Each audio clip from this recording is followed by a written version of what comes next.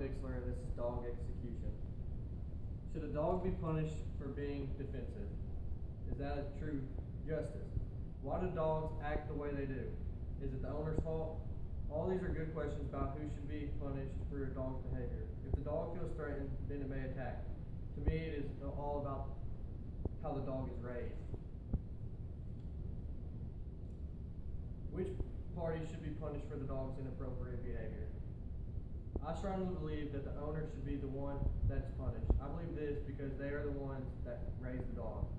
Raising them has a big influence on what they believe is wrong or right. This also influences the behavior that a dog possesses in certain situations. Another factor depends on the punishment is on the factor of what the dog did to the victim.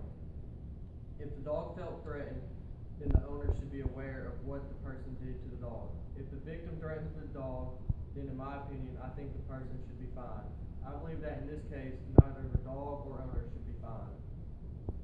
Lastly, if the dog is just playing around and accidentally scratches someone, then I believe that everything is okay and no one else is in harm's way. Then no one should be in trouble.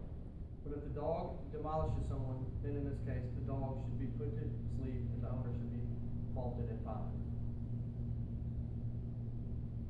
If the human is punished, what is a reasonable punishment?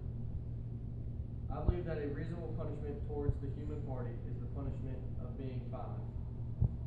Dog is put to sleep depending on how bad the action was. The person who owns the animal that causes the harm should have the animal taken from them and not be able to have the right to have another animal again.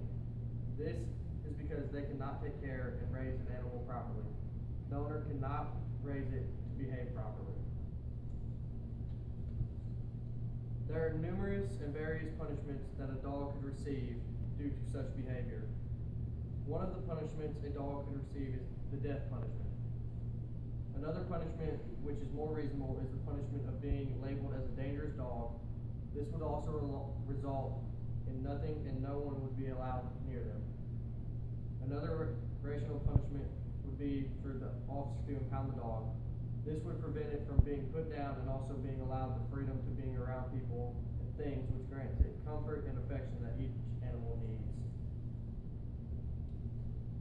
In conclusion, I want to state that just because a dog bite occurred does not mean that the punishment should always be towards the dog. The victim could portray threatening behavior which resulted in the dog acting in such way. Also, the owner may just need to be punished and not the dog. This is because the owner could have raised it in an irrational way to attack and the dog may not know any better. Another possible way that this situation could be resolved is the dog and the owner be punished. But the dog can be the only party punished depending on how the owner raised him and what kind of behavior the victim portrayed. Thank you for taking your time to watch this video.